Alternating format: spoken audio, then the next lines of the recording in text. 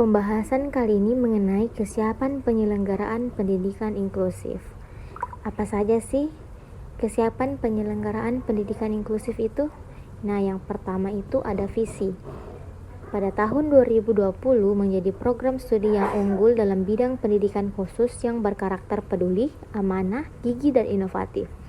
Di mana misinya yang pertama, menyelenggarakan pendidikan dan pembelajaran yang mengacu pada ketercapaian kompetensi pedagogik, profesional, kepribadian, dan sosial yang berbasis teknologi informasi dan inklusif. Yang kedua, melaksanakan penelitian dan pengabdian kepada masyarakat dalam bidang pendidikan dan pembelajaran pendidikan khusus.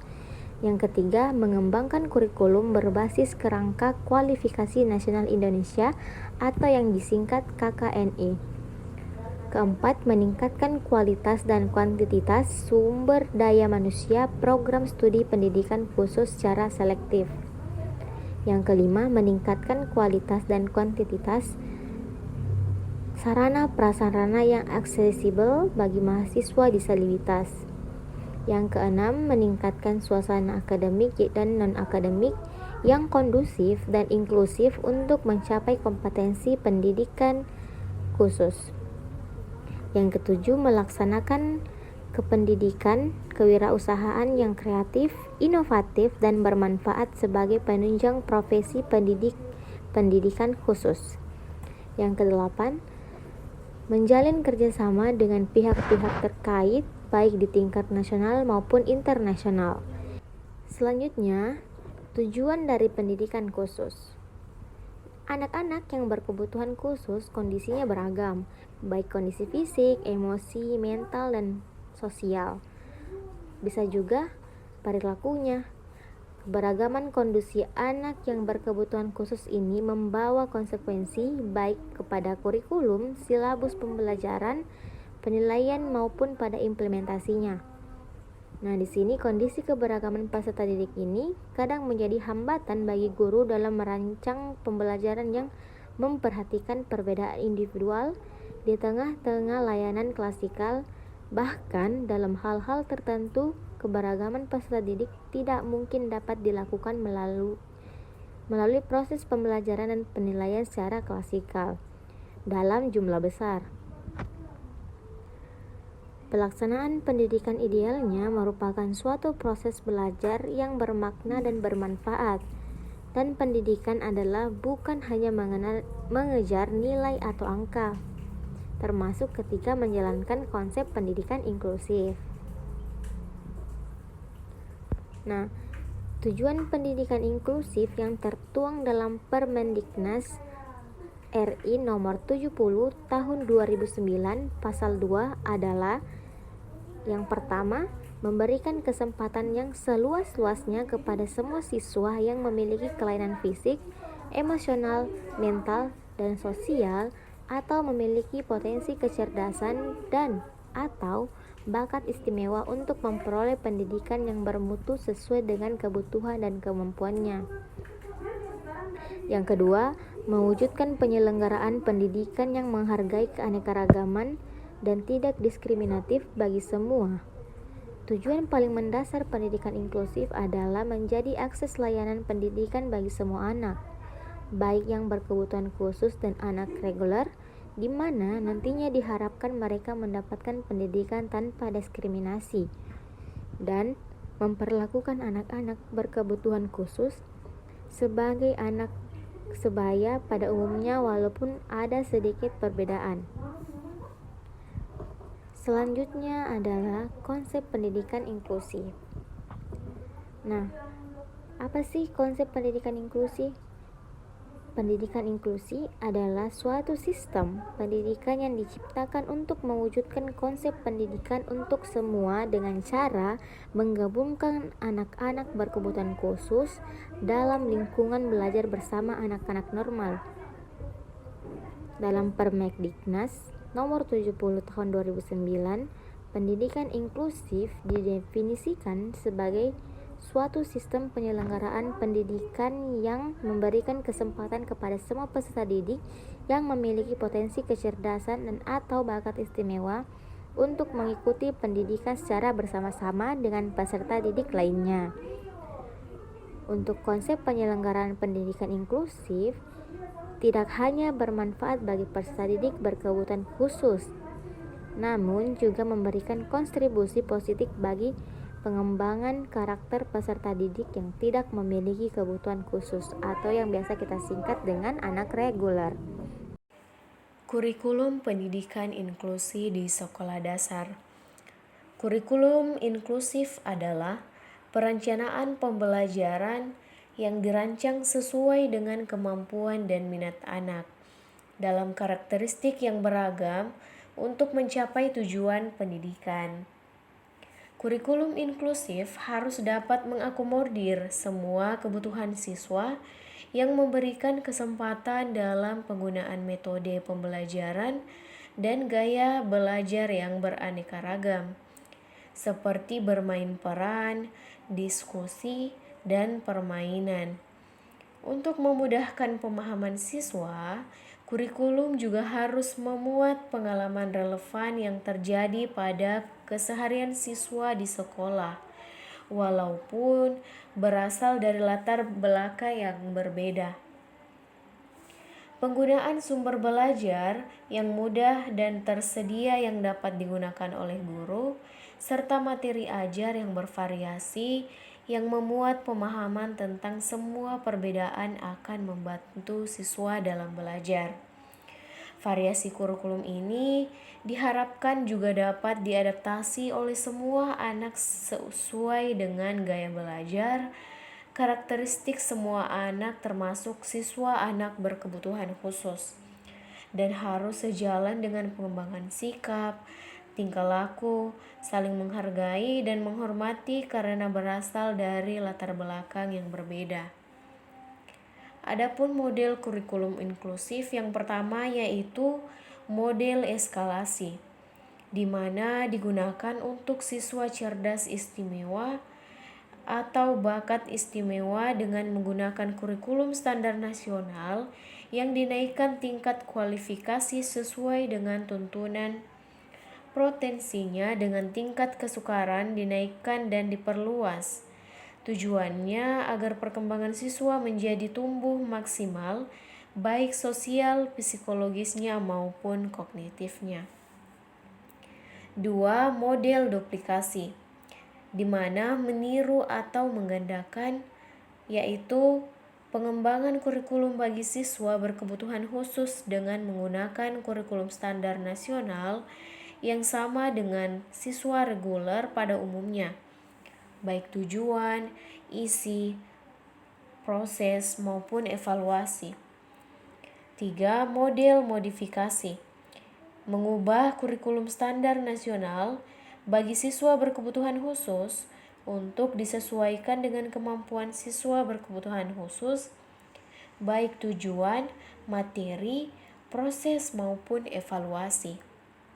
4. Model substitusi, yaitu mengganti isi kurikulum standar nasional dengan materi yang lain. Penggantian dilakukan karena isi kurikulum nasional tidak memungkinkan diberlakukan kepada anak berkebutuhan khusus, tetapi masih bisa diganti dengan hal lain yang kurang lebih sepadan atau memiliki nilai yang sama, baik dari segi tujuan, pembelajaran, materi, proses, maupun evaluasi. 5.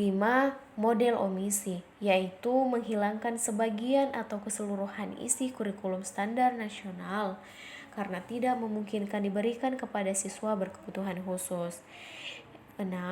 Kurikulum kekhususan, di mana kurikulum ini disesuaikan dengan kebutuhan siswa untuk mengatasi kelainan tertentu yang perlu dipertimbangkan seperti baca tulis braille, orientasi mobilitas atau OM, bina diri, bina komunikasi, dan okupasi.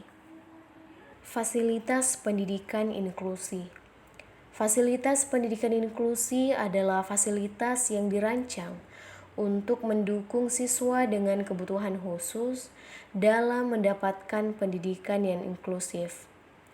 Pendidikan inklusi bertujuan memastikan bahwa semua siswa, termasuk siswa dengan kebutuhan khusus, memiliki kesempatan yang adil untuk belajar dan berkembang di lingkungan sekolah yang sama dengan teman sebaya mereka. Selama ini, anak berkebutuhan khusus disediakan fasilitas pendidikan khusus yang disesuaikan dengan derajat dan jenis kebutuhannya yang disebut dengan sekolah luar biasa atau SLB. Secara tidak disadari, sistem pendidikan SLB telah membangun tembok eksklusivisme bagi anak-anak yang berkebutuhan khusus. Tembok eksklusivisme tersebut selama ini tidak disadari telah menghambat proses saling mengenal antara anak berkebutuhan khusus dengan anak-anak pada umumnya. Akibatnya, dalam interaksi sosial di masyarakat, kelompok berkebutuhan khusus menjadi komunitas yang teralienasi dari dinamika sosial di masyarakat. Masyarakat menjadi tidak akrab dengan kehidupan kelompok kebutuhan khusus, sementara kelompok berkebutuhan khusus sendiri merasa keberadaannya bukan menjadi bagian yang integral dari kehidupan masyarakat di sekitarnya. Salah satu contoh pendidikan atau salah satu contoh fasilitas pendidikan inklusi yaitu sumber daya dukungan. Sekolah inklusif harus menyediakan sumber daya yang memadai untuk siswa dengan kebutuhan khusus.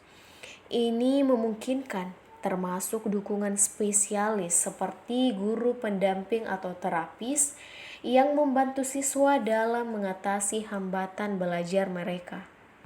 Salah satu fasilitas lain yang dibutuhkan untuk sekolah menerapkan pendidikan inklusi yaitu tersedianya ruang sumber.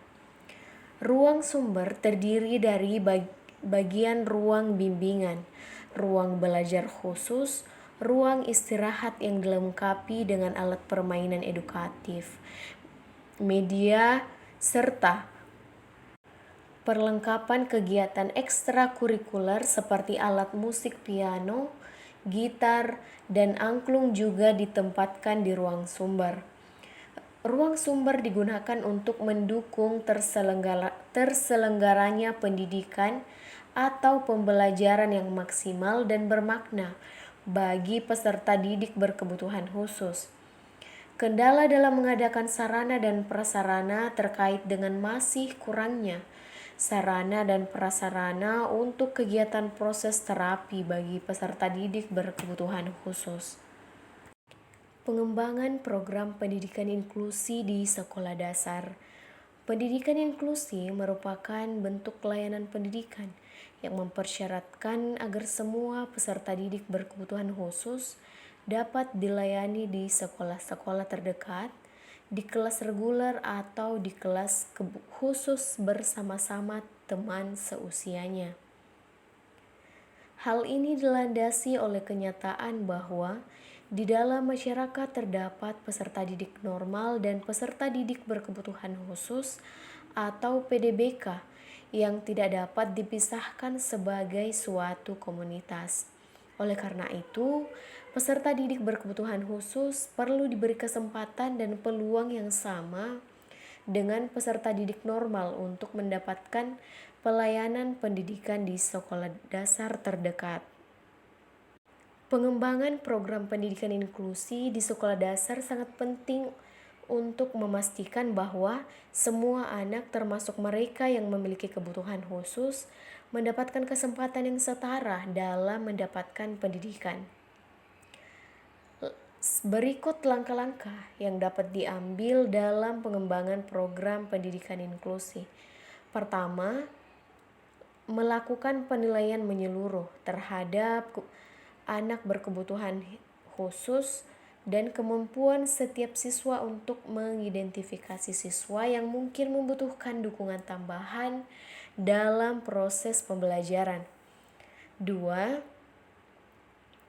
Memberikan pelatihan kepada guru untuk membantu mereka memahami dan menghadapi kebutuhan khusus siswa.